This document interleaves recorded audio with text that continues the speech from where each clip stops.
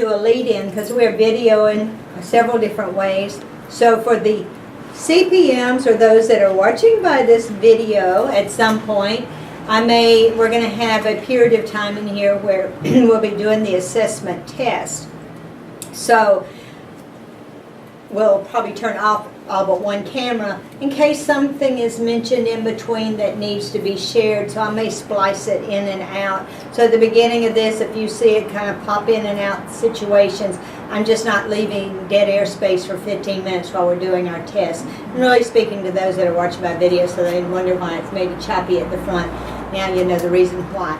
Now, so I want to introduce to you, and if you've watched the trainings before, Jennifer did the DISC training for us, so if you haven't, make sure you go to CUMI /training and look that up, because it's the DISC profile is absolutely wonderful. So this is Jennifer Spruiell, and she is going to be teaching us tonight, and we're going to be using Thomas-Kilmann's Conflict Mode instrument, and you'll see a link at the end of this video where you may go and order this assessment test so you can take it and understand better the training that you are watching now if you haven't already done so.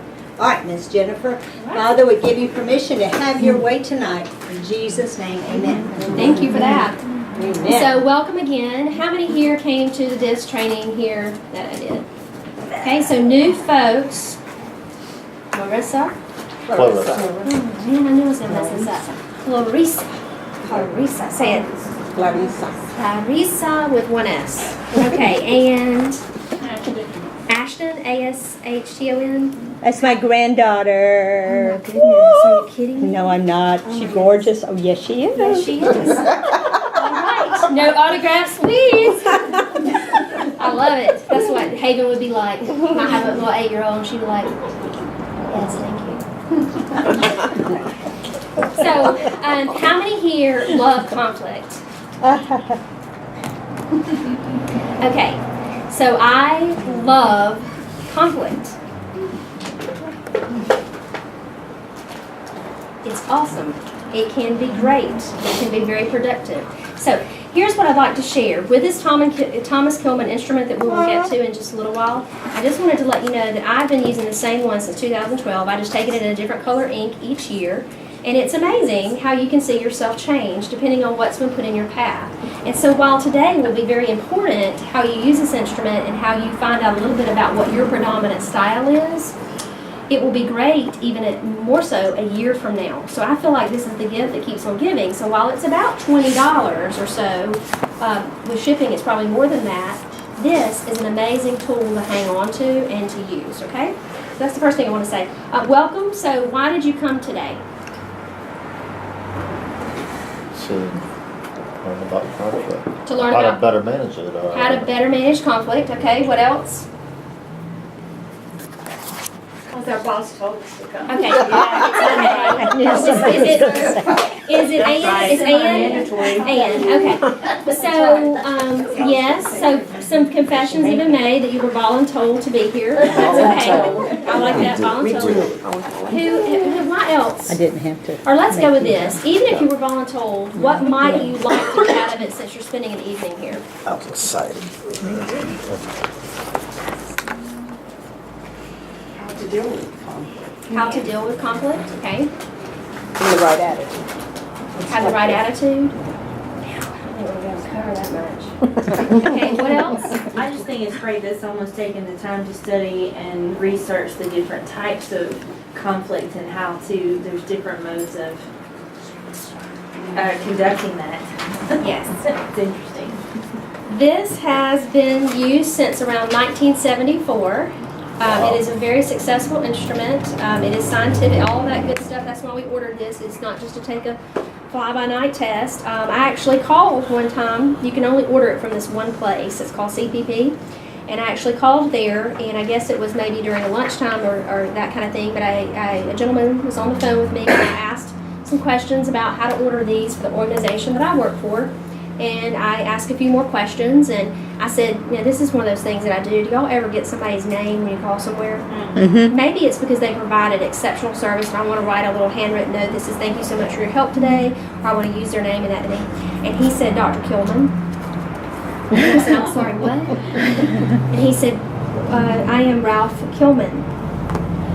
I said, as in Dr. Ralph Kilmann, Kilmann Instrument Kilmann. He said, yes. And I said, well, I have a few additional questions. And he entertained them, and it was wonderful. And I kept thinking, I hung up the phone and kept thinking, Dr. Kilmann answered his own phone. I like this man. So anyways, I think someone was at lunch, and it was just, I don't really believe in luck, so I think it was a divine appointment that I actually got to speak with him. But I loved that, and it helped me even feel better about this particular instrument. But it's been in use since 1974. I'm going to, this is a new setup here for me, so we're going to see if this clicker works. I always pop it usually in the opposite direction. So today we've talked about, obviously, welcome. Objectives. You have a little sheet that it kind of tells you objectives. I have a training and professional development background, so everything I do has to have objectives. Is that okay?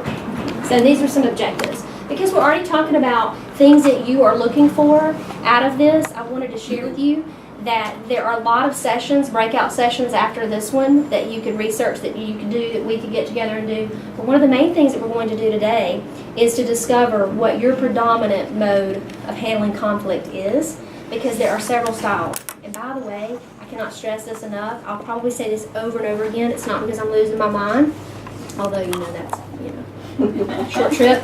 It is very, very important to remember that one style is not better than the other. As a matter of fact, I look at conflict styles as a toolbox. Hopefully, you have several tools in the toolbox. If you only have a hammer in your toolbox for handling conflict, you approach everything like it's a nail. People might run from you. They may not want to have a discussion with you, Judy, if they see you coming, because they're like, she's coming and she's going to be competitive.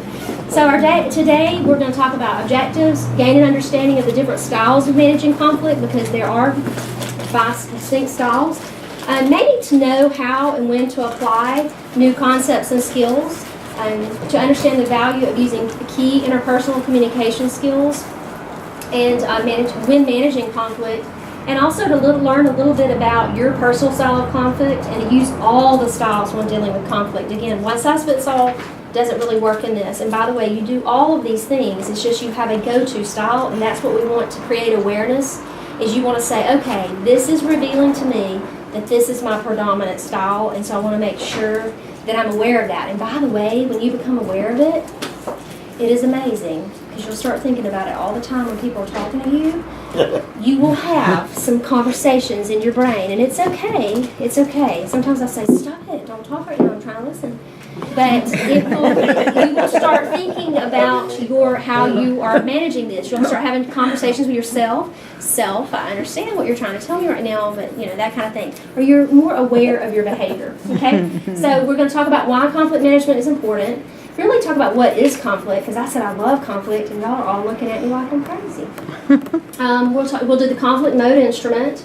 Talk about the conflict handling modes, review the results, and then I want to get some participation ahas. I like to call them ahas because we usually have some ahas, okay? So, again, I hit the button the wrong way. This is my new, I love this clicker. I got used to it. Okay. So conflict management, a strategic priority. So what do you guys think of when you hear the word conflict? Disagreement. Yeah. Screaming? Disagreement. Oh, okay. Disagreement. I was like, screaming. Calculated discussion. Say that again. Screaming. Calculated discussion. Calculated discussion. Opportunities for understanding.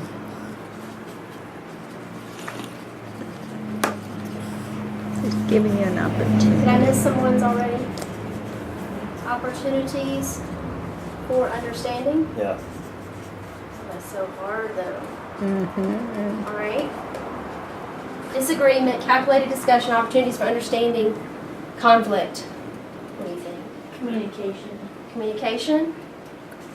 Any particular kind?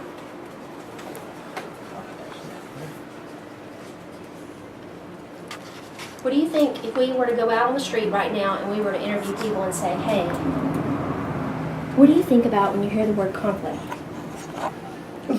Confrontation. Confrontation? Okay. What else? Challenge.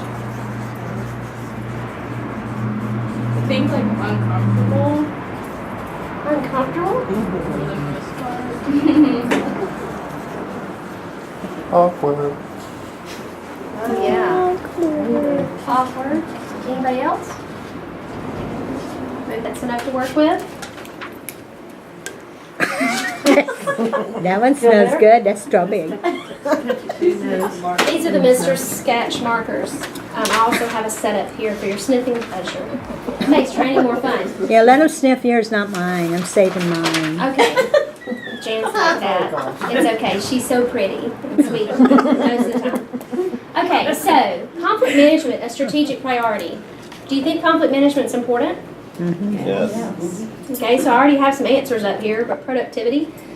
Respect to CEOs. If you're familiar with, think about some famous CEOs. Your Bill Gates, your Andy Grove, Intel, your Jack Welch from GE. They all made it a priority in their organizations, and because of key effects on productivity, decision making, and retention. With respect to productivity, I have some numbers here that I'd like to share with you because I just still can't believe it every time I read them. But I want you to consider the amount of time that's spent on conflict. As several years ago, a survey was conducted on conflict management for the American Management Association, and managers reported spending 18 to 26% of their time dealing with conflicts. 18 to 26%. And that's depending on the organizational level. That's a huge investment of time. That's the equivalent of many millions of dollars of payroll in a moderate size to large size organization. So it's pretty significant. Any significant improvement in the efficiency of conflict management by maybe servicing conflicts more quickly, encouraging transparency, settling them clearly, that definitely affected productivity and is going to produce productivity gains, which is what you want. Decision making. It's more about, it's not just about saving money though, it's about saving time. Okay? Time, how many here have ever had a conversation where you're like, I know it took some time, but I'm thoroughly exhausted. It also wastes time, it can waste time, not managed well, can waste an incredible amount of time that's useless for the company, for yourself personally. So it's not just for the company and the organization, but you as a team. And also when you're working with other people. Does anybody here ever have conversations with people that are experiencing conflict? Every day, right? That's what you hear, and that's your job. Okay? So decision makers actually in companies are likely to get accurate feedback on the results of decisions in time to take corrective action. And so it's really, really important for people to make decision making that they have the right information. Why might someone not share information with someone? To avoid conflict. To avoid conflict. Have you ever told somebody something and you received such a poor response that you thought, you know what? Not going to do that again. Yeah. I'll get me some popcorn. I'll get my chair. I'll sit back and I'll just watch this bad boy go down and happen because I'm not going to do that again. It's not worth it sometimes. We think that. Also, retention. The effects of conflict on retention and turnover is huge because poorly managed task-related conflicts can become personal. I don't know if any of you saw the numbers that it had up at the beginning of this, but a lot of people have said that they have suffered health. You start to see people possibly taking sick days. You may have talked to folks all the time that say, I just couldn't take a minute, I had to take a mental health day, whatever it is they refer to, because of conflict not being dealt with. And so we talked a little bit about what you thought when you see the word conflict. I think in our culture, reflexively, we think of the term as being negative. And when we discuss it in the business world, we speak of it, just like I did just a few minutes ago, a diminishing force on productivity. And it compounds the difficulties of a job. Defining conflict, people often think of conflict as fighting. We often get that response when I ask this, and some of you may not have wanted to say that, but you think of fighting. It's important to realize that fighting is only one way of dealing with conflict, and by the way, it is a way to deal with conflict. It's just one way. And a more useful definition of conflict I have for you here is the condition in which people's concerns appear to be incompatible. The condition in which people's concerns appear to be incompatible. And of course, a concern is anything people care about. Do you guys care about things? What's something you're really passionate about that you care about? That's not rhetorical. If you're willing to share, what's something you're really passionate about that you care about? Family. Family? Finances. Finances? Christians who are broken. Christians who are broken? Okay.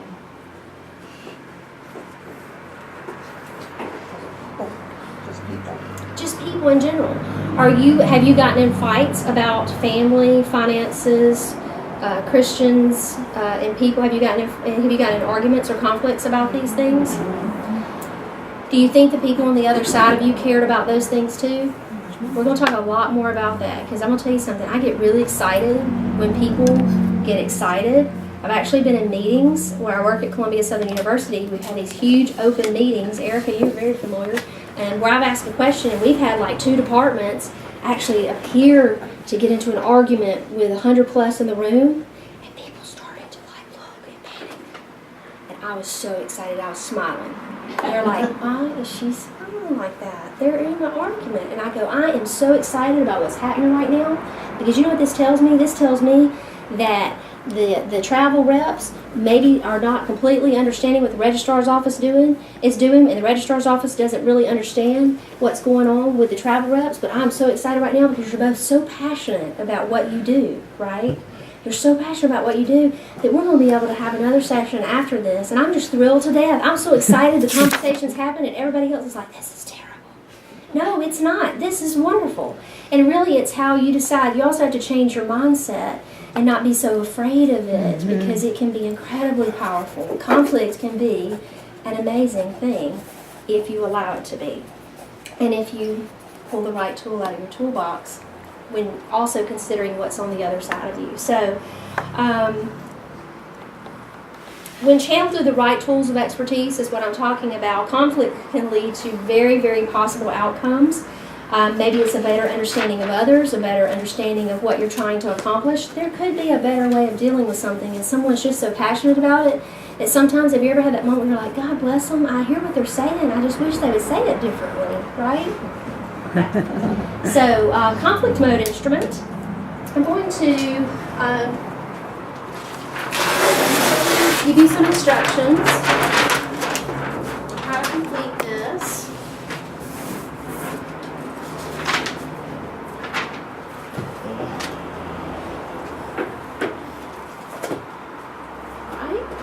They are sealed.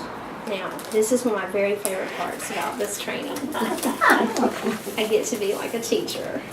This is exciting for me because I love this. Back when I was a kid in school, you didn't take everything electronically. You took it on a Scantron sheet and you had to bubble it in. Does anybody remember this? Yeah. So right here it starts and it gives you some instructions. It smells so good too. And so it talks about, here are the instructions before I give you the book. Because if I give you the book, you'll start looking at it. That's what you do. Okay, instructions. I want you to consider the situations in which you find that your wishes differing from those of another person. How do you usually respond in such situations? The following pages contain 30 pairs of statements describing possible behavioral responses. For each pair, you're going to circle the letter A or B of the statement that best characterizes your behavior. So here are some questions that I typically get. Well, what if they don't either one? Pick the one closest to the one you would. Can I pick more than one? No, you may not. It's A or B. In many cases, neither the A nor the B statement may be very typical of your behavior, but please select the response you would be more likely to use in that situation, okay? And then sometimes you're going to say closer to the middle, well, I think I've already answered this. Just press forward. We're all going to make it. It's going to be a beautiful thing at the end. Okay, so then you do the 30 items, and then this is my favorite page. It reminds me of a kid when I was in school. Scoring and interpreting the Thomas-Kilmann Conflict Mode instrument. Please do not continue past this point until instructed to do so. I will instruct you past this point. It will be very important that once you finish taking this assessment, you get to finish your 30, that you close your book and you just sit still. But if you close your book, that lets me know that you're finished. If you don't close your book, then we're going to be hanging out for a long time. The other thing I would share with you from years of experience of doing this would be, when you read it, go with your first gut reaction, because what first comes to you, because I will tell you, you can get into what I call analysis paralysis. I've been a professional at this, analysis paralysis, and so I know all about it. So please don't do that, but we're going to pass these out. I'm trying to think of what else I need to tell you, because once you get the book, people quit listening. It's okay. It's so exciting. How many here like to take things for affirmation? Okay? And then I'll share my story about how I figured out the first time what I was. Can you take one and pass that? Let's see.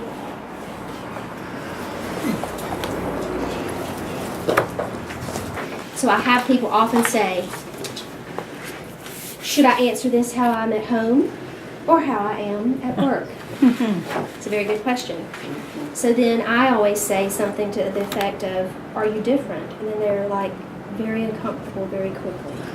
Is she asking me, am I supposed to be the same? Should I tell her I'm not? It's okay. We sometimes are different at home and work. What I have found in a predominantly executive environment, we have a lot of executives that make a lot of decisions during the day, and when they go home, they don't want to make any, including what's for dinner. They don't care to make the decision at all. So they're completely different and opposite in the workplace.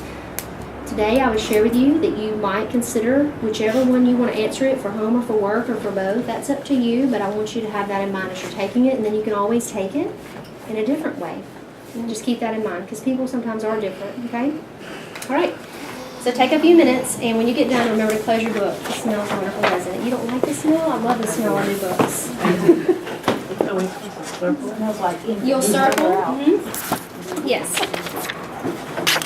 You will circle A or B. Again, in many cases, neither the A nor the B statement may be very typical of your behavior, but I want you to select the response that you would be more likely to use.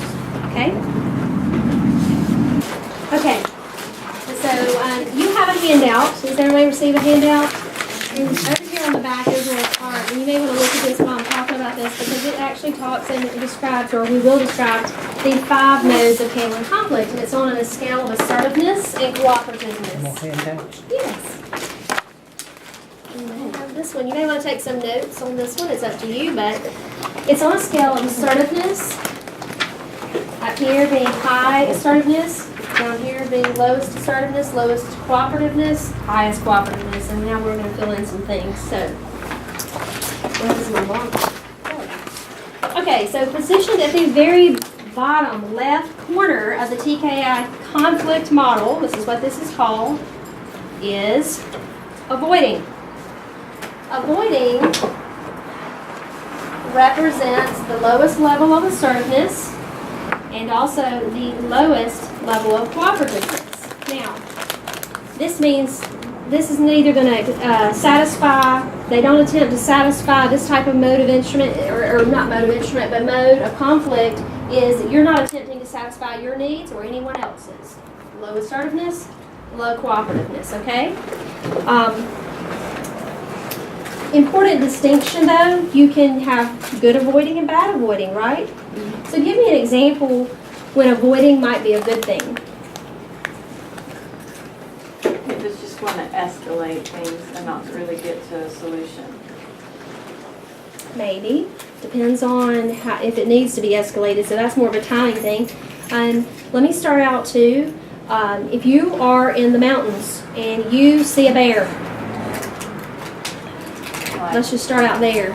Are you going to avoid the bear? Yeah. Or are you going to run up to the bear? You're going to run up to the bear?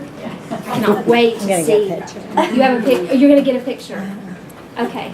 Ooh, this is a tough crowd. Okay. So avoiding. When might you avoid though in a conflict situation? Tell me more about the escalation. When it's going to escalate to a certain point. Yes, when it's just getting to a place where you're really not resolving and the other person's getting angrier and angrier and it's not resolving the conflict. It's just escalating it to a place of no win for anybody. That's the point. Someone's gonna get hurt. Yes, and I love the fact that you say no win for anyone. So avoiding. This might appear to be simply ignoring the issue, but it actually can be very mature if used at the correct time, because there are many positive aspects to avoiding conflict. And of course, one of them is, have you ever had that moment where you just wanted to fire off that email? For me, it's firing off the email. And then I realize, maybe I should just wait a minute and not send that. I should sleep on it. Okay? Are there times when you sleep on something, or you give it a day and maybe not in the heat of the moment, you realize, maybe I shouldn't say that just like that, or maybe they didn't really mean that? Okay? But there are all times that it's very, very good to avoid. Maybe something is going to blow up and escalate to the point where you know it's not going to be good. Okay, but do we also know folks that are just like, oh, let's just not talk about Yes. that? Avoiding Okay, so that will also be another situation where you don't want for that to happen, because you're not addressing the issues, and of course when you don't address them, what happens? They just keep coming back. They usually collect interest, is what I like to say. And it's not the good kind, it's a real high interest rate. So that's avoiding is on that scale. And so the next one over here is accommodating.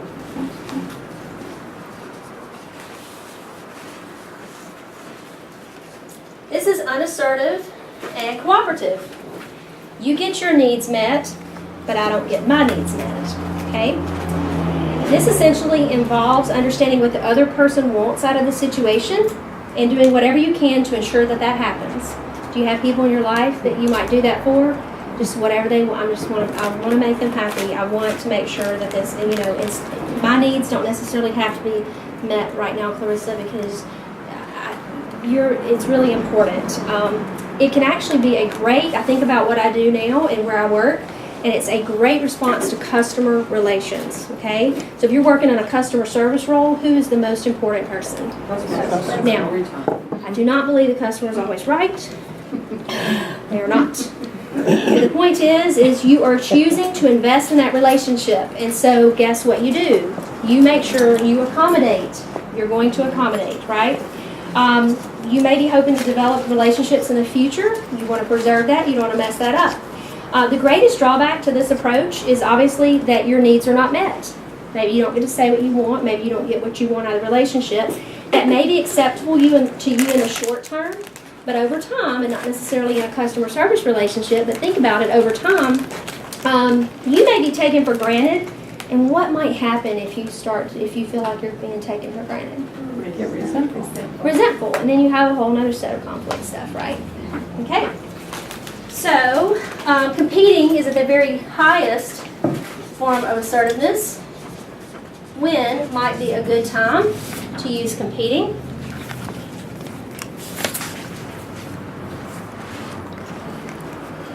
If you are playing on my softball team, holy cow, you better be competitive, right? Do you want somebody that's like, well, let's accommodate them, the other team, and maybe we shouldn't do that? I mean, no, I want you to be competitive, right? While it's assertive and uncooperative, I get my needs met, but you don't get your needs met. Sometimes it's just important to get what you want. Would you agree? Yeah. I mean, it is. Let's be honest, okay? Taking a competitive approach may also get you what you want in the short term, but how might it impact you in the long term? You need to make sure it's really, really important that it be something that you really, really want, because if you're going to push that and you're going to be competitive, it works great for short term, but in the long term, you will probably be at the expense of a long-term relationship, possibly. Does that mean you should never use it? Absolutely not. There are definite times to compete, okay? It can be very useful in short-term sales models, for instance, or when appropriately channeled to external sources, such as business competitors. I mean, it's a given. Think about that. Those who overuse this approach may find themselves competing with peers, though. These are the folks I'm talking about the hammer being the only tool in their toolbox. You see them in the hall and you're thinking, woo-hoo, I do not want to have a meeting with them. I don't want to deal with them, right? Compromising is in the middle. We get some of what we want, and you get some of what you want. You know, it's kind of a gift. It appears to be the very mature thing to do. Very mature compromising. But I have to tell you, I think about it like a divorce. I'm not going to get what I want, and you're not going to get what you want, but that's how it's going down. So a lot of people think, but you hear people talk about this, and what do they always say? Well, we just need to find a compromise. You hear it. You say it. We've all said it. Compromise. Oh, how mature. It certainly feels grown up to divide the cake equally. But sometimes not so good. Remember that there's not one that's better than the other. There is a time to compromise, and when might that be? Not on the cake. Okay, so this tells me that Jan's very passionate about cake, so she's going to get what she wants. She's going to be competitive and get what she wants on the cake. Yep. But when might be a time that you would be willing to compromise? When truth is not your flavor. When truth is not at stake. Maybe what you're actually talking about, you don't have that much of an investment in, or you don't, maybe it doesn't matter to you where you have dinner. You really don't care, right? And it can be more important. Obviously, I don't want to talk about trivial stuff like where are we eating tonight. But seriously, when it doesn't matter, when what the other side is so important to them, maybe it's not as important to you. So you compromise. So it is. In some situations, you may be better off letting the other person get everything they want in a situation, because that will delight them, and that will strengthen your relationship. Again, it's not the thing to do, though, when something's at stake. If you're doing I'm going to give you some extreme examples like the bear. We're going to avoid the bear. I think about, we have a fire drill at work. Somebody decides that they're having their lunch outside on the veranda. I call it the veranda when people ignore the fire alarm. Out on the side porch, and they say, well, it's just a drill. I'm not compromising with them on leaving the premises and evacuating to the standard or where we're supposed to relocate, because the fire chief is going to walk the building, and we will fail our fire evacuation if they're out on the veranda having their lunch because it's just a drill. No, we're not compromising. Haven, she's 8 years old, that's my child. Haven, I really don't appreciate what you've done. Would you like to go outside and play? Or would you like to be grounded from your iPad? No, there's no compromising. I'm not compromising, right? We're not collaborating on it either, which is the next one. Well, what do you think we should do? No, I'm the parent, right? Or I'm the boss. So collaborating is up here in the upper right corner of conflict mode. And even though this may sound ideal to most people, it is often the most complex one. Why do you think?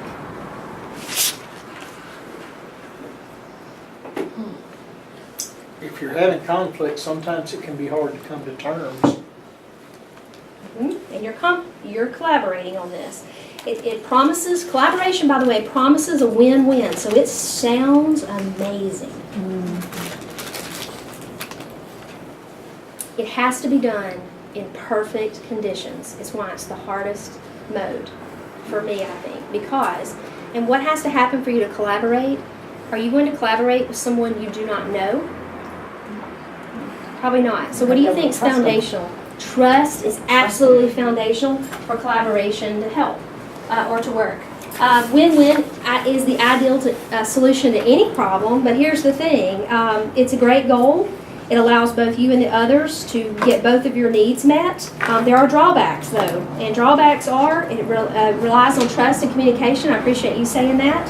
And I have to tell you, those that rely on this approach, if you need to make a quick decision, this is not a good approach. No. If it means that you have to make a decision by this date to do this, let's say, for instance, how long did it take you to get these? If you had to collaborate, if you hadn't put a cutoff date on how long to get these, and y'all were still talking about it, and then it came time for the training, that's so good that y'all collaborated, but we don't have any books. I'm being sarcastic occasionally, is that okay? Yeah, seriously. That's real. And so you sit around with folks and you're like, I'm so frustrated because we're using collaborating. Collaboration takes a lot of time. So you know what? A lot of people don't want to do that because, does anybody have any extra time? We also live in a right now world, by the way. I was in character development just a little while ago at Winn-Dixie. I was standing in the 20 items or less line, which I'm already upset about because it says 20 items or fewer. It does not degrade the value of the items that I'm purchasing, so that's a whole other grammar thing.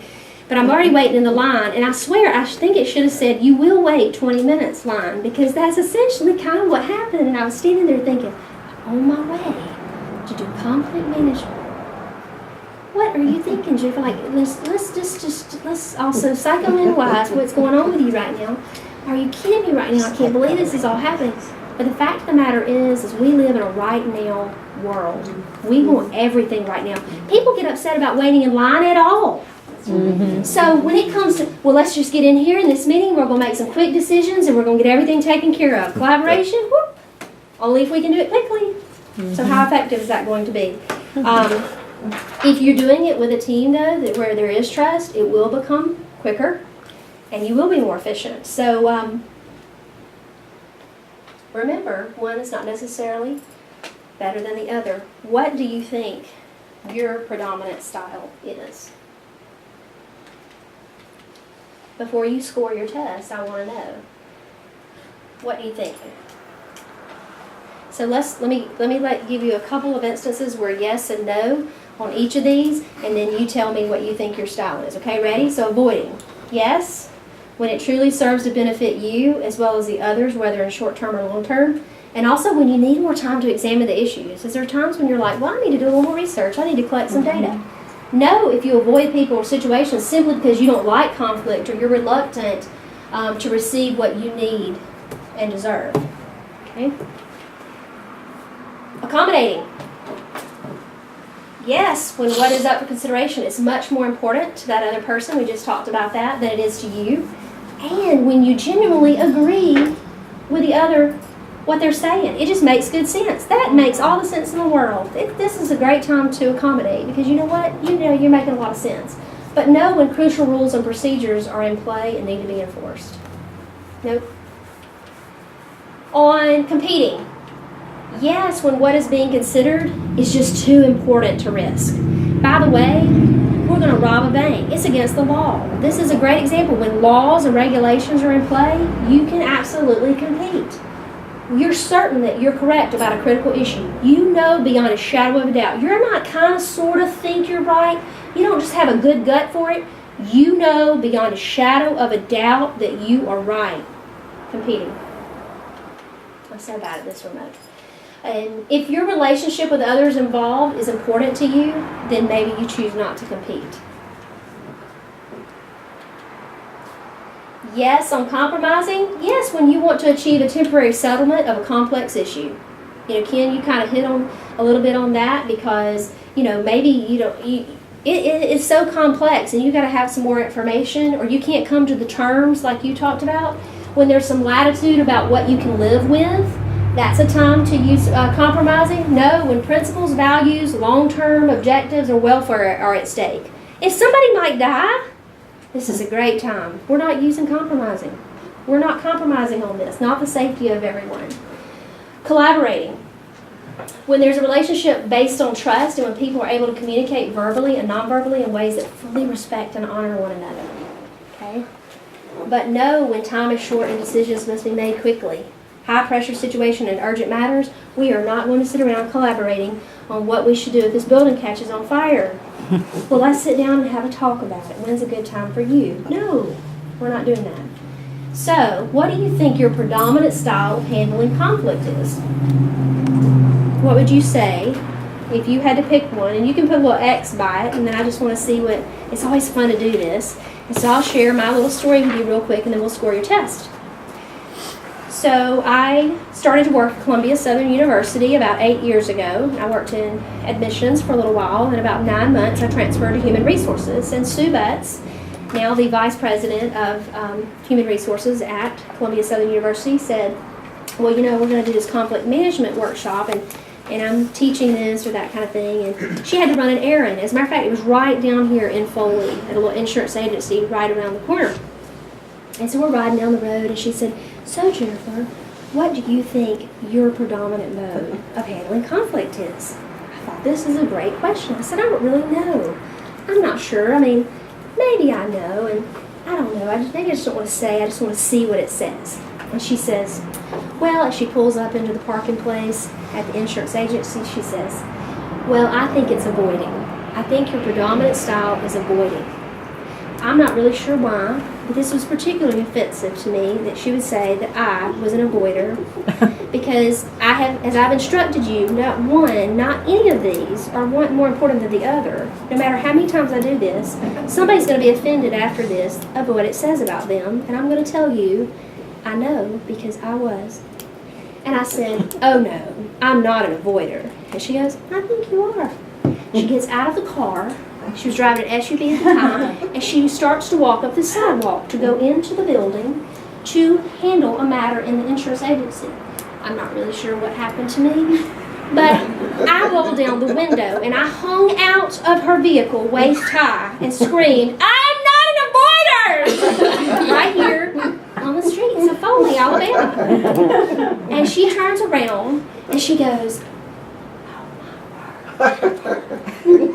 she goes in and comes back out and she is giggling her head off, and she gets in the car and I have to ride with her all the way back to the university, and I told her I didn't want to talk about it anymore. But then we had to actually go into the class just like we are right now and sit down, and we had to take this little instrument and she gave the instructions and I followed.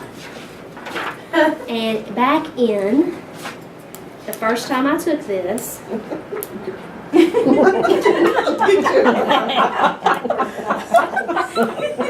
I got a 10 in avoiding, an 8 in compromising, a 6 in competing, a 5 in accommodating, and a 1 in collaborating. I was not very happy, even though she stressed to me that one was not more important than the other. So then we had to go around the room, if you will, and share. It's done in a small group so you feel comfortable in sharing.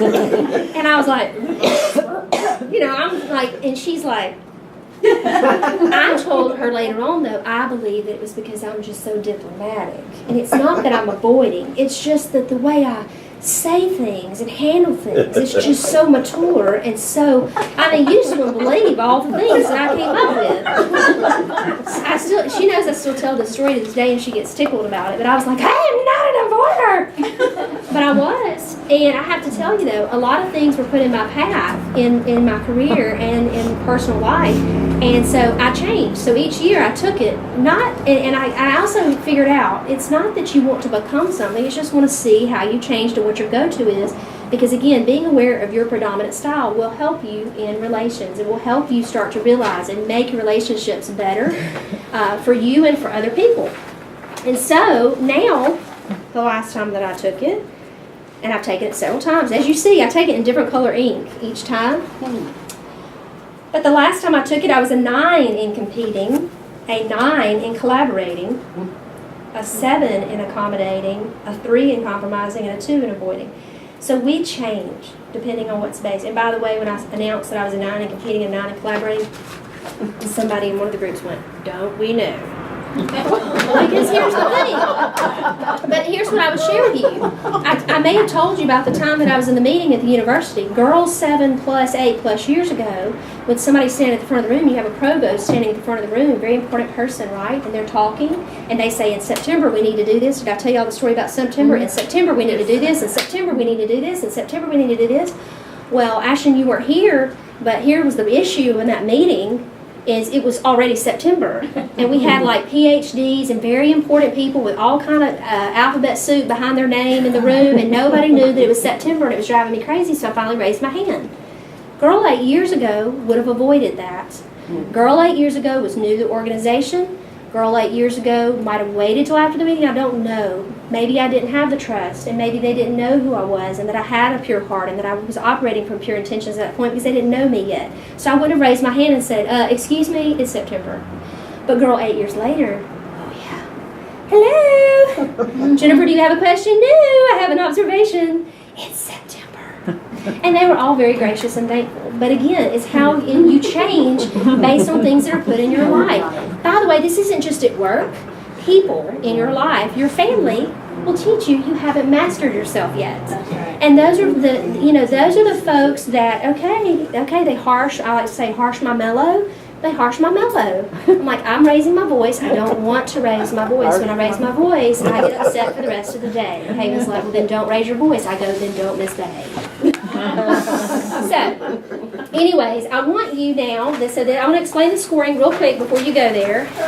This will be very important. So, once you open your book, give me 1 second, and then it says scoring the TKI. You're going to circle the letters below that correspond to your answers on the questionnaire. So on line 1, if you answered A, you'll circle A. If you answered B, you'll circle B. Line 2, you do the same thing. And then these columns are going to add up to a number at the bottom. Okay? And those numbers are what we're interested in. Okay? So go. Have fun. No competing either. What's your style? Is anybody shocked by their style? No. What their predominant style is? Anybody? So you kind of knew, you felt like you knew what it was? Okay, so who would like to share? See, don't, now this is the thing, this is the part where people go, oh no, I don't want to share. Who would be willing to share what theirs is? Sure. Okay, what's yours? Your high? My high is collaborating. And what number is that? 11. And what is your low? Matching, avoiding 6, and accommodating 6. What about your competing, Miss Ann? My competing, there's 0. I'm Okay. not competitive. Okay, and I just love this because it is very revealing. Look at that, because it's going to be on the low spectrum, and there's some really cool stuff in the book, though. And as you see things, if anybody else have a low competing, you are in really good company. Yeah. Yeah, I don't So, feel the need. in low, right, You were a nurse with the Red Cross, so you had to collaborate with people to get things done. That's your first so job. here's what I'd like to share though, because that doesn't mean who here has a really high score in competing? Okay. That does not mean it's a bad thing. It doesn't mean it's a good thing. Okay, so listen to this. When quick, decisive action is vital, example, an emergency, competing is when it's going to be needed. Okay. If your score is in the high range, you may wish to ask yourself, are you surrounded by yes people? If so, perhaps it's because they've learned it's unwise to disagree with you. Or, if your score is in the low range, this is a great example, but if you're low range, you may wish to ask yourself, do you feel powerless in situations? Maybe that's not the case with you at all. Do you sometimes have trouble taking a firm stand even when you see the need? You know, maybe not. But these are questions that if you're in the low or the high scale, they're going to start making you think a little bit. If you flip over to page 10, you can actually graph your TKI scores on there, and this is really cool too. Because once you graph them and you circle what number you are, it will show you whether or not you're in the high, the low, or the mid-range. And once you do that, it kind of helps you interpret your score a little bit better. You know, you used the word when you were describing yourself about being diplomatic. I've always Yes. considered myself very diplomatic. Yes. And so And so it's almost as if it's viewed as, oh, yeah, you're never competitive. yeah, no, I'm just very diplomatic. Very diplomatic. I thought that was good. Yes. It works. Has anybody ever compared these to what their DISC score is to see if people who are a high D, would they score competitive on here? Or I just wonder. I haven't, meaning I haven't looked up any formal research on it, but there's a lot to deal with. Like if you took the Myers-Briggs, for example, Myers-Briggs and the Thomas-Kilmann, you can start finding some correlations between that. You're going to find some of that. How'd you do that? You're going to find some of that. So, Whatever my score was. so have you scored? If you score it, Oh, the 4 numbers? right here, and it'll tell you on the side whether or not your score falls in the low, the mid, or the high range. Okay? And so then if you flip over to the following pages, you can actually look and see questions to ask yourself if you're in the high range or you're in the low range. Who has a really high range collaborating? Who has a high number in collaborating that falls in this? You do? 7. What do you call her? Okay, so 7 in collaborating is actually in the middle, but if you have a high, that's okay. High in collaborating would be a 12, 11, a 10, or a 9. 11. Okay? So 11 in collaborating, questions you ask yourself, if your score is in the high range, you may wish to ask yourself, do you sometimes spend time discussing issues in depth that don't seem to warrant it? because collaboration takes time and energy. Does your collaborative behavior fail to elicit collaborative responses from others? If your score is in the low range, you may wish to ask yourself, is it difficult for you to see differences as opportunities for joint gain, learning, and problem solving? This is not designed to say, oh, if you're low or you're high, that's bad. It's just meant to make you think a little bit further and get the most out of this, because it's very revealing. And sometimes it may answer questions for, have you ever had that moment where you're like, why does this keep happening? Why do these people take advantage of me? Or why do they feel like they can do that? Or there's those moments in time. Do you have a situation that you can think of when, now that you know your predominant style, if you don't, you will start to think of them in the next 72 hours, I promise. Everything you do, you'll be like, oh my gosh, what did I use at this moment? What should I have used possibly? So again, uses, questions to ask. So you see those following pages. So these are great questions and follow-up. We can go through that. I want to share this with you though. So I want to, in revealing this, remember, I continue to say this over and over again, not one is not better than the other. So while we would always like a win-win, is a win-win always possible? Is a win-win always a good thing? No. If somebody is robbing you, a win for them would be that they get your money, right? So just remember that as we're doing this. So, competing. I win, you lose. Avoiding, I lose, you lose. Accommodating, I lose, you win. Compromising, we win some, we lose some. Collaborating, I win, you win. Again, that's not necessarily the best one, right? It's not always good to win. The other thing, though, too, is to ask yourself, in any conflict, remember what we said the original definition was. It's a disagreement of maybe terms or disagreement of what we feel an understanding is. Just remember, would you rather be effective or would you rather be right? Because sometimes we dig in because we think, when pride gets involved, we think we're right. And we can't see it any other way. Would you rather be effective or rather be right? The other thing is I was at a meeting one time or at a convention one time, and actually I was on vacation, but I got pulled in, and I said I want my vacation day back. But somebody pulled me in and they said, Jennifer, I need you to talk to so-and-so because he is totally losing it with this company that we deal with. And so I got pulled in and I heard him have a conversation with this person, that we do business with that has an account. I want you to know that I was so embarrassed. I just wanted to drop right through the floor. I was so embarrassed. I just couldn't believe it, how he talked to this person. I almost didn't stand there. I almost walked away. Have you ever had that situation where you're so embarrassed for them on behalf of someone else? And so he turns to me and I said, wow. And he said, well, I'm right. And I went, yes, you are. Would you rather be right or right and heard? And he's like, I said, you can't talk to people like that. I said, I'm so embarrassed for you right now. Big, huge man, by the way, turns 14 shades of red. Everybody's like, he's never turned red like that. All I wanted to do was go buy shoes. I was in Vegas. And I was there talking to him. And he said, well, how should I have said it? And I said, well, first of all, is there anything that they do right for us? Yeah? I said, what is that? He told me. I said, so perhaps when you go, he's about to walk into an executive feedback session where all these people from all different places are represented as customers giving feedback to the executives of the company. If he had stood up and he had said anything close to what he delivered to that representative, everybody in the room, I guarantee you, would have thought, what a jerk, right? And nobody would have listened to anything else he said. So I said, lead with what they do right. You know what we love about what you do for an organization? Fill in the blank. And then the next part is so important. And what would make it even better is if you could not shut down, because we are 24/7. And he looks at me and he goes, I said, you cannot say but, you cannot say however, because everything you say before the but, however, as soon as you say that, it cancels it all out. Yeah. I want to do a training, I think I told you about shake your butt. It's not your B-U-T-T, but your B-U-T. They haven't approved that though. So, here's the thing. You can practice with us. Yes. And you know what I love about what you did in their name? And what would make it even better is this. So he goes into the executive. I think, oh, I'm out of here. I'm so happy. I was so worried though too, because this is like a pretty big person. and I was on vacation traveling with somebody else. So I thought, I'm going to be in trouble, but I'm on vacation, so does that even count? They can't write me up or anything, right? And so I was about to leave when he said to me, will you go into the session with me? I was like, well, I wanted to go shoe shopping, but I guess so.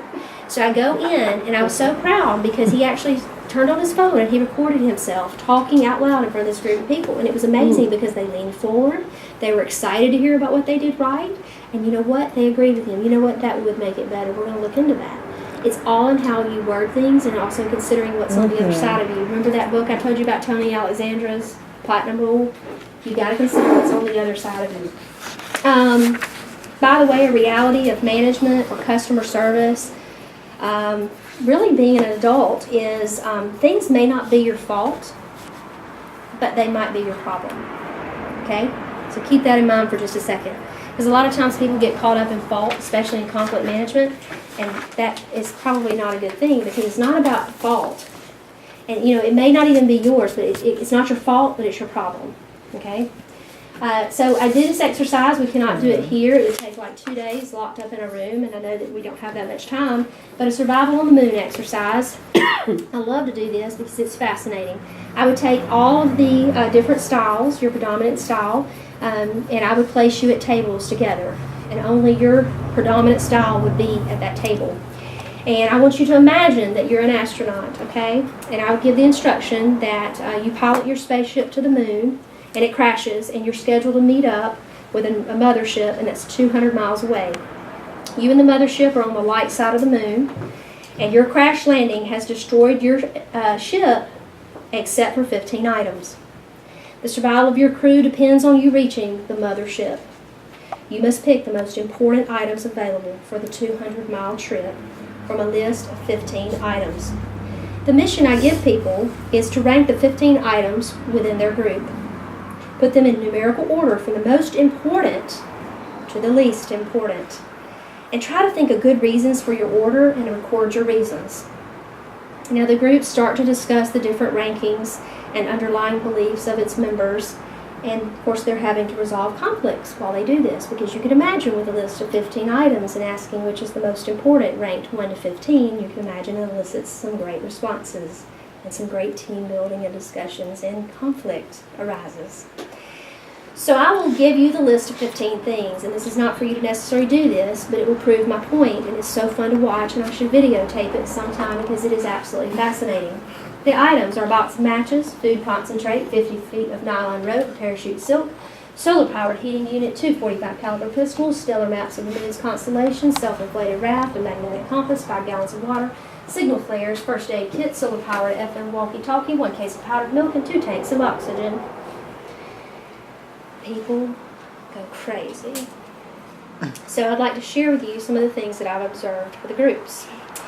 So as they're discussing using only, remember each table is exclusively one conflict management mode. So what is your highest, Ms. Ann? In this, what is your highest in your, is collaborating? So all the collaborators would be at a table, and their predominant mode is collaborating. Where are my competitors? Competing. Competing would all be at a table together. Okay? Where are the avoiders? All the avoiders would be at a table together. Accommodating. Who's high and accommodating? Accommodators, all, again, so forth and so on. So here's what I've noticed.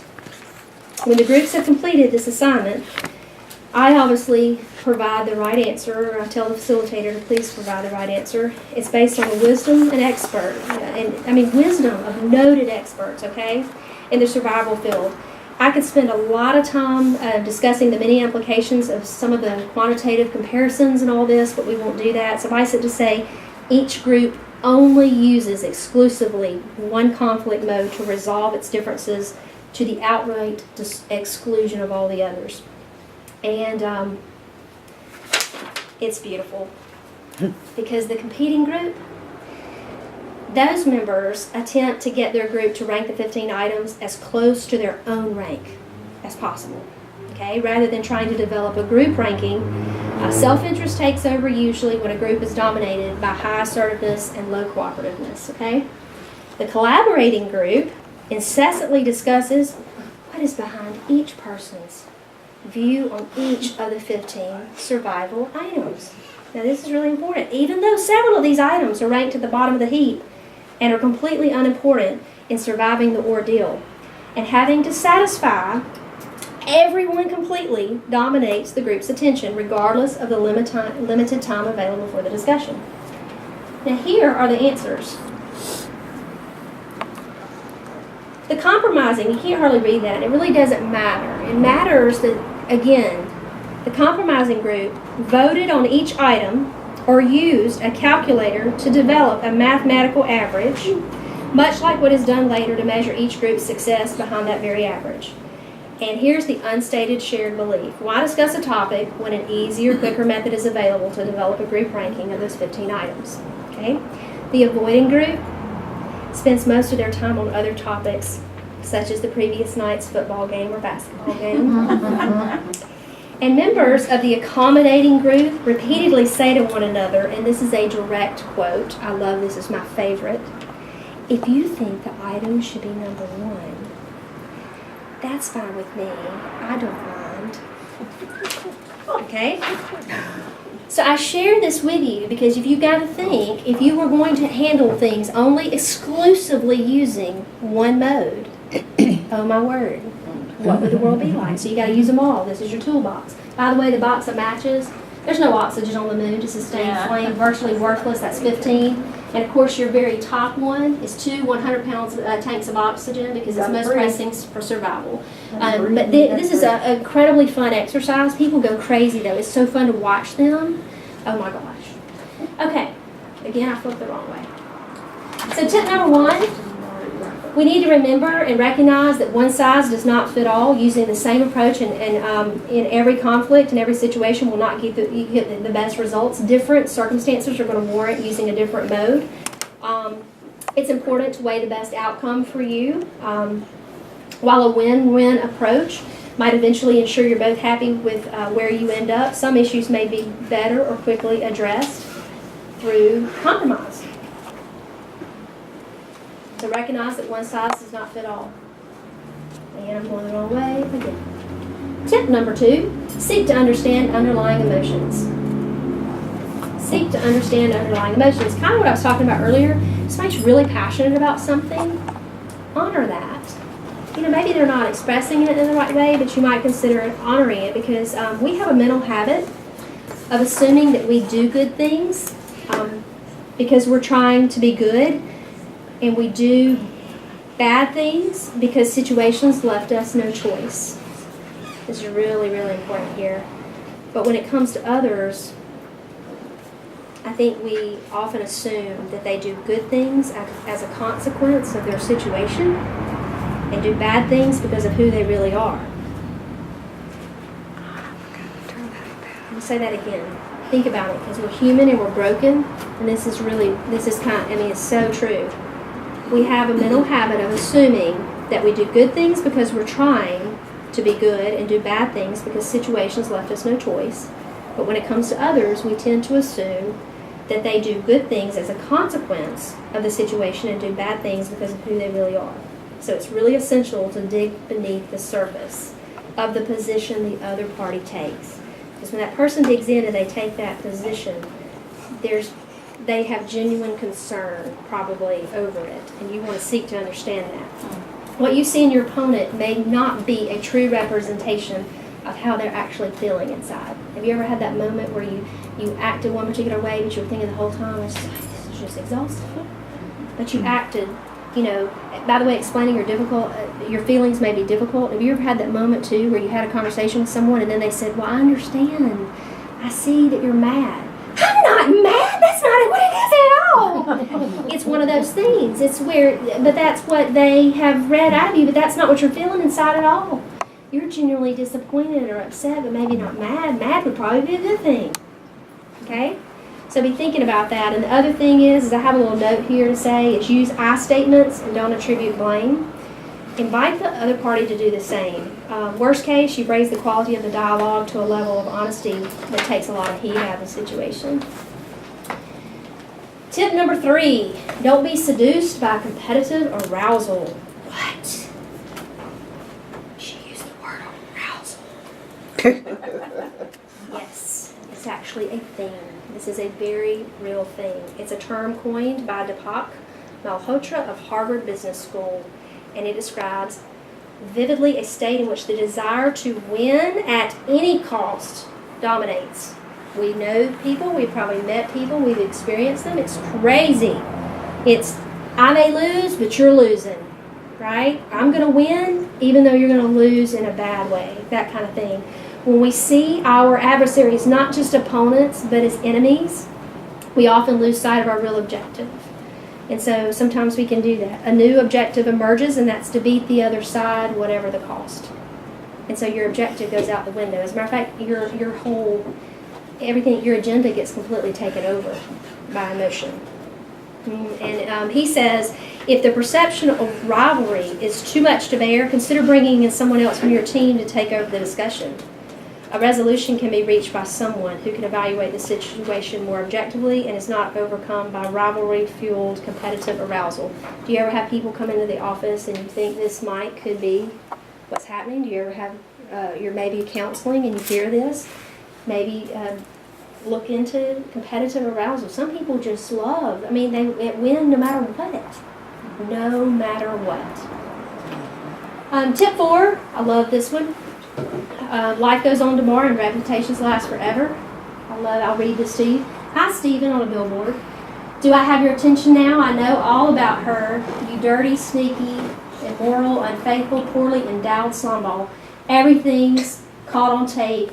Your soon-to-be ex-wife, her name, and then P.S. I paid for this billboard from our joint bank account. Now, this is the kind of thing that dreams are made of, right? Oh, I'm going to get them. But burning bridges is never, ever a good thing. And while the satisfaction of actually unloading all your feelings may be immense in the short term, there are unimagined ways in which your words can come back to haunt you. And so this is something to think about.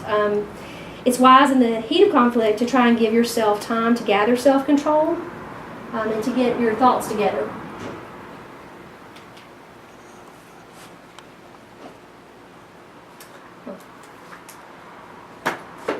What is the orange for, Jennifer? Does anybody want one? Anybody want one? Sure. Okay.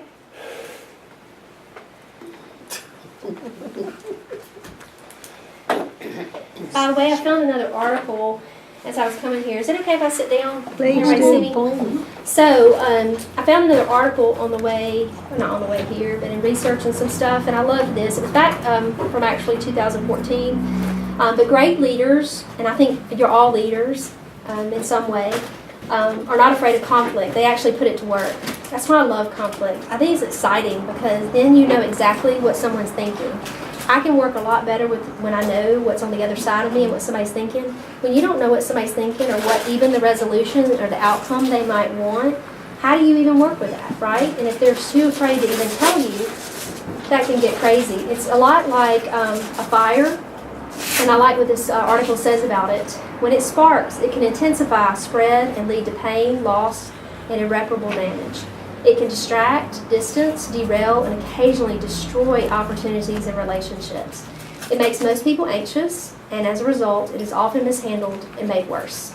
It's especially costly in today's work environments, where we also talked about the fact that 25% to 40% of managers' time is spent mired in conflict with maybe board members, supervisors, clients, peers, and subordinates.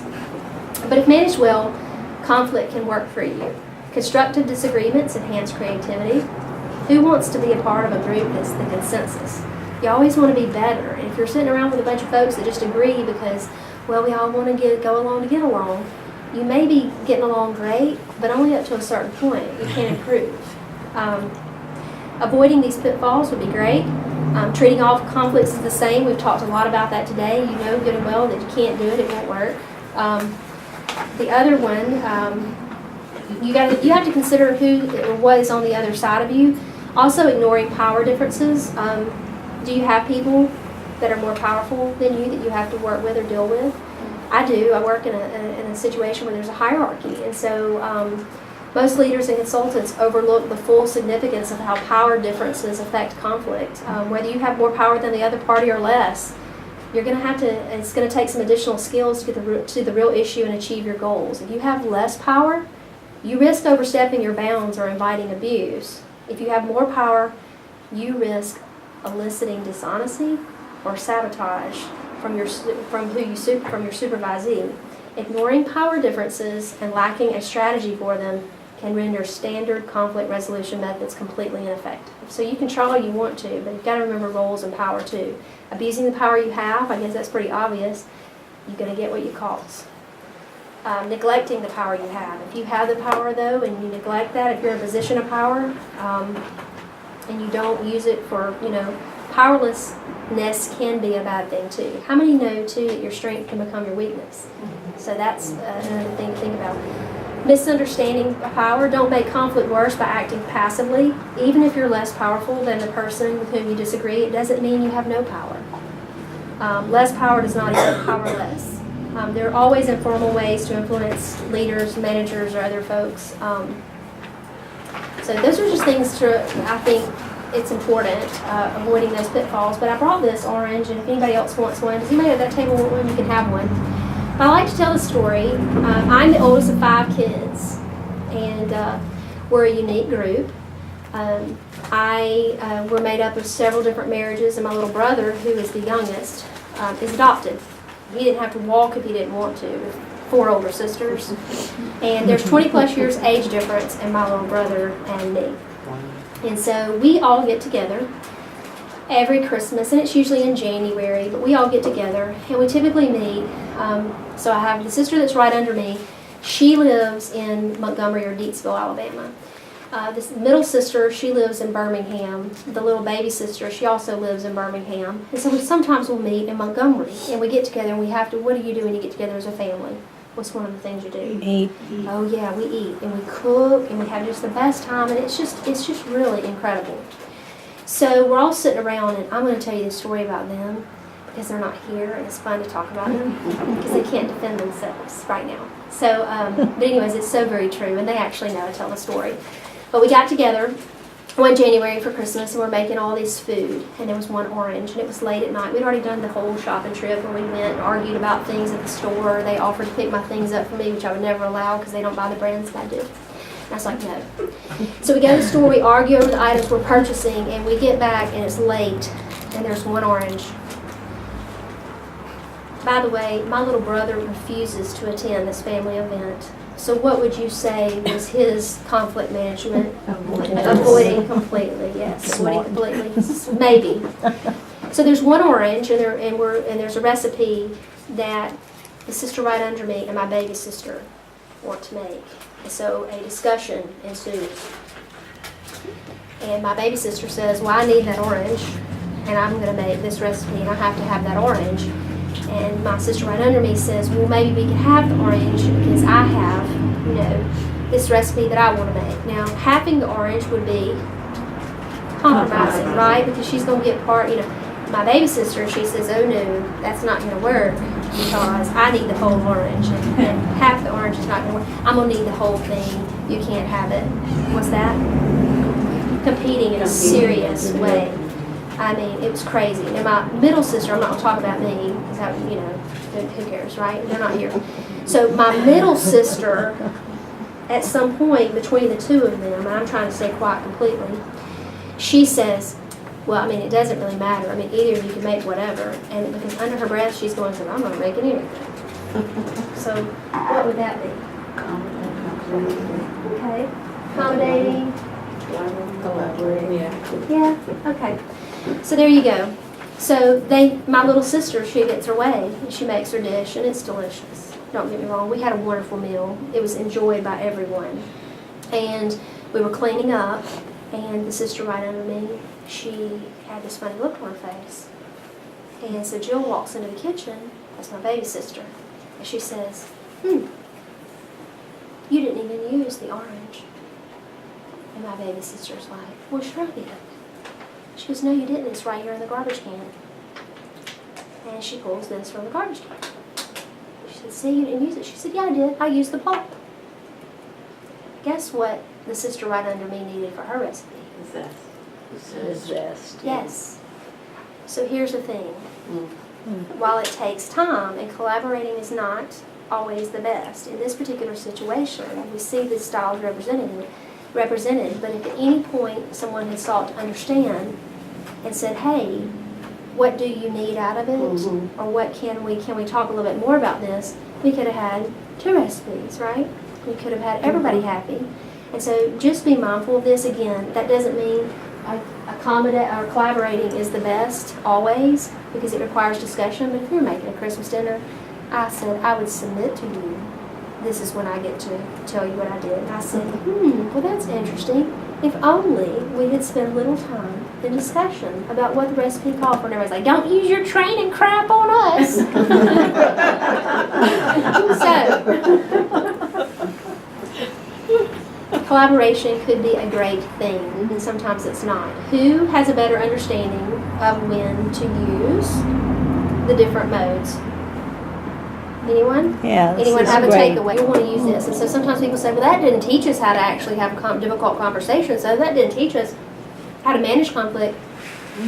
The first step is identifying. This is a major step of being aware of what your predominant style is.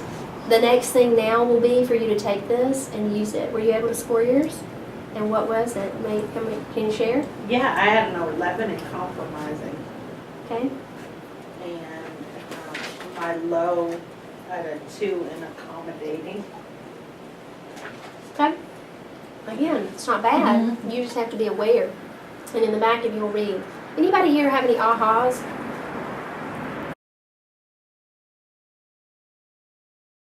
No, it's not. That's funny. It's not that. Think about this. This is why I say today is a really cool thing that we're taking this. But do you know how cool it's going to be? And I'm not kidding you. Do not put this away and forget about it.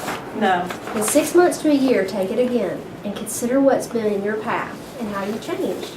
Because mine changed, it's changed drastically, and it can, and it's going to change again. I know it is, depending on what you're doing and who you're talking to, what you're involved in.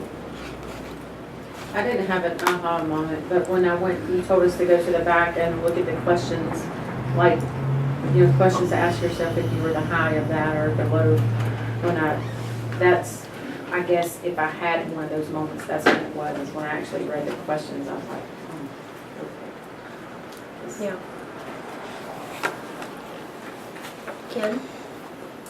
There's not one particular mode of dealing with conflict, or even 2 or 3, that are always appropriate or to choose from. You need to be able to have all of them at your disposal within what you can manage and deal with. By the way, they're all at your disposal all the time. But again, remember, we're broken and we're human, so we're going to have a go-to that we're comfortable with.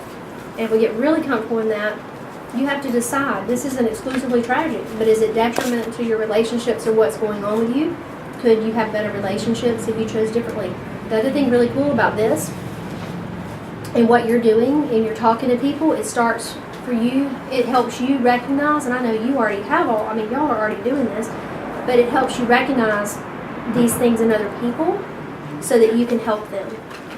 There's no better thing to do than to know exactly who you are to better help somebody else. You have to take really good care of you and know all about you in order to help somebody else, and I know that that's what y'all are all here for, is to help other people. Yeah. So being more aware. Anything else? I had an aha because I scored 0 on competitive, but if it's really important, and I believe that I'm right, and it's going to affect situations or people, I'm not going to back down automatically, but my high 11 of accommodating, that I work in that kind of atmosphere because I want to know what you're thinking, how you're feeling. We'll work it all out. But there are times when I will not back down on issues or situations. And I mean, it's very rare. So I was surprised to score 0 is what I'm saying. Sure. A little higher up there. I was surprised that I scored 0 in competitive as well. Because why you don't see yourself as a competitor, you think, I got some of it in me. Yeah, because if if it's something that's very serious to me, especially right and wrongs, I mean, I won't jump down your throat at you and go like boom, but it's like, I have a boom, I will not allow this to go past that, it just won't. I'll be very nice about it, but it will not happen. Right. So I was surprised that mine was 0 as well.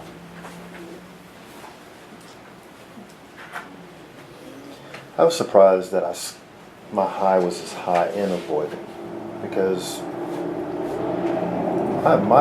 I'll just use my work for an example. I know that's not the only place I'm always at, but I'm collaborating. I work in a government environment, at the naval base, and the type of work that I do, I mean,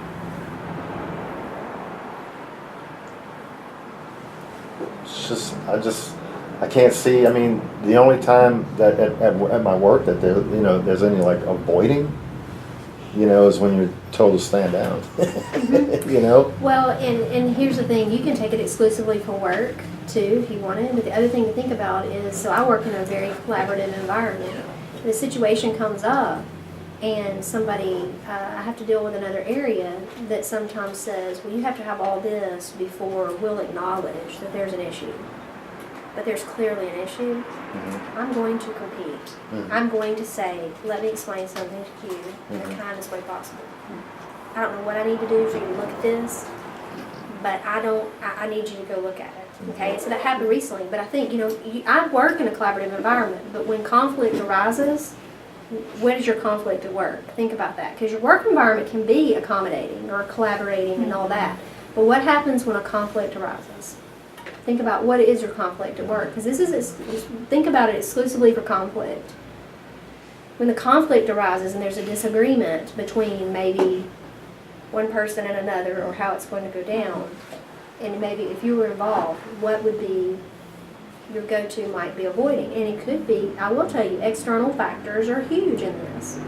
I told y'all about my disc. I was a high C when I was a finance and insurance manager. Not shocking, because everything had to be perfect for that loan to get funded, right? And so I was extremely compliant. But that changed once my job changed. Perhaps you working in a government environment, you don't have a lot of choice. I mean, even in conflict, you probably don't have a lot of choice to compete. I mean, think about that. It's like what you said. You're probably told to stand down. There's so many levels of hierarchy there. Yeah, that's not too often. I mean, with this, a lot of times there's a lot of good discussion. A lot of they receive input. So, but even in the environment closer to home, this lovely lady right here next to you can tell you I'm not one to let it go that easily. Let it go. Or avoid. Yes. Well, this is so funny because the first time I took it and it said I was avoiding, I was so blown away because I thought, if they call it my family, they would be like, no, do you know what my family calls me? Queen. They would be like, are you kidding me? We would hope that she might avoid something just a little bit. She digs in and says, I'm right, and here's the supporting data. By the way, I don't like to be wrong. If I ever say, I promise you, if I ever continue to argue with you, I know beyond a shadow of a doubt that it's the truth because I don't want to be wrong. So if I say, I promise you, I'm telling you, just take it to the bank. Because I will not continue to argue if there is even a shred. And so I don't argue a lot about, okay, I'll say, okay, well, I'll do some further research on that to ensure that, that what I'm saying is correct because I want to be wrong. I've got that on film, by the way. It's okay. I believe, I always like to say I'm a high maintenance that knows I'm a high maintenance. The worst kind is the high maintenance that pretends to be a low maintenance. Yeah. I'm all about that. Know who you are. Anyone else have something to share about? Yes. I think that accommodating, not accommodating. Yeah, it is accommodating. That was my 4. That was the low. That was one that I get resentful because when I feel railroaded, And I might give in when I really want to speak up, but I feel like they have more power or authority, so I'll be quiet. But inside, I'm not sitting down. And sometimes it's inside and come out, but most of the time it comes out later. Yeah. And it may not come out very nice later because I have accommodated in that moment. Yes. But then when we get in a situation that kind of pushes that button, then I found that whatever went down under before is now on top. You can So- accommodate until you accommodate yourself out. You can Yes. give until you give out. And so, So I'm learning not to just default to that, but I'm 4, so obviously it's a place that I see resentment. so compromising is popular. Why? Remember? It's pretty quick, isn't it? Yeah. Yeah, collaborating is going to take more time. So there's times when you should and you shouldn't. Anybody else have any insight? I think it's interesting with my 3 highs, or however you want to look at it. Accommodating was 9, compromising is 8, and 7 is avoiding. I'm like, that is me, hands down. I thought compromising would probably be the highest for me. But what's interesting to me is not just in life or home life or however you want to put it, but even in work. Like, I've noticed things that I need to fix in it, accommodating per se. Being the district manager of Subway, you can only accommodate so much. You can only compromise so much. So I've growing through positions and continuously growing in the profession or getting higher, however you want to look at that. I've noticed that I've changed, but I'm working on me. Does that make sense? It does. Like, I know that I have a weakness. Sometimes your strength can be your weakness.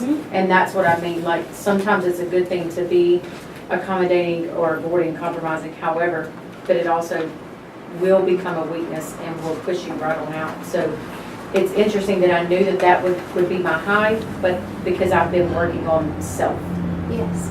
if that makes sense. No, it does. Thank you for sharing. By the way, just remember, there's not one that's better than the other. There's not a perfect profile. So you're not striving to get to the midpoint of these.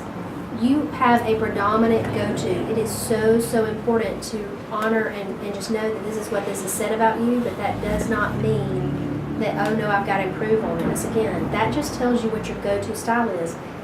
Whether or not you use it at the right time, you are the person that will be determining that in the next few days, or you really should put this to use. Really be thinking about your interactions. Every interaction that you have, especially if you do have an opportunity for conflict, say, you know what, I'm going to see how I do this. Or, look into it afterwards and say, okay, what am I doing? How did I respond to that person? How did I respond in this situation? Because again, you're not like saying, oh, look at me, I'm now an 8 or 9 in this. The numbers are there to tell you what your predominant style is, but there is not a perfect profile. There's not. It's when you use it. See, that's not so hard, is because it's situational. So one day you need to be competing in one situation, and the same day you need to be collaborating in the afternoon, or you need to compromise on something before it's over with. So yeah. Now you said, Ashton, that you would run up to the bear, right? What was your score? What was your high? That's awesome. Avoiding. I just had to ask because, I have to tell you, I think all the time, I mean, I'm not kidding you, for the longest time, and I could tell you this 1,000 times, but you're still going to say, I can't believe it said that about me, But I struggled with that for the longest time, and then I didn't want to avoid it all. Well, you know what happens when you don't want to avoid, then you start doing crazy stuff. So back in, I can't remember what year the Rocky movie came out, but some people went to see Rocky, and then they were like, ooh, real macho. Well, all I could think about was like, I'm acting like, I'm not avoiding this, I'll tell you that right now. Because evidence supports that I might, and I'm not going to be that person, right? So you got to be careful. Don't go crazy with your results. The pendulum, I say the pendulum always swings, right? And it's either woo, and then you tell somebody woo. Somewhere in the middle is really good. Somewhere in the middle. So I'm just going to observe myself. I'm going to be good to myself. Really observe what's going on, and if it works for me. I have managed conflict poorly and then I have managed conflict really well. And so that's why I try to celebrate those successes of when I've done it well and try to repeat those same behaviors. If only they could just be in a little box all wrapped up neat and presented to you and say, this is a great situation to use your compromising or collaborating, Jennifer, but no, it's never that way. It's usually in the heat of the moment. So thank you again for having me and for participating in this. I hope you've learned a lot. Tomorrow I actually do a summer camp presentation. We have summer camp at Columbia Southern University, and I do a session on managing difficult conversations. And so it goes a little step deeper into why we avoid them, or what happens when we do avoid them, tips we can use to say, or how to manage what's on the other side of us, depending on.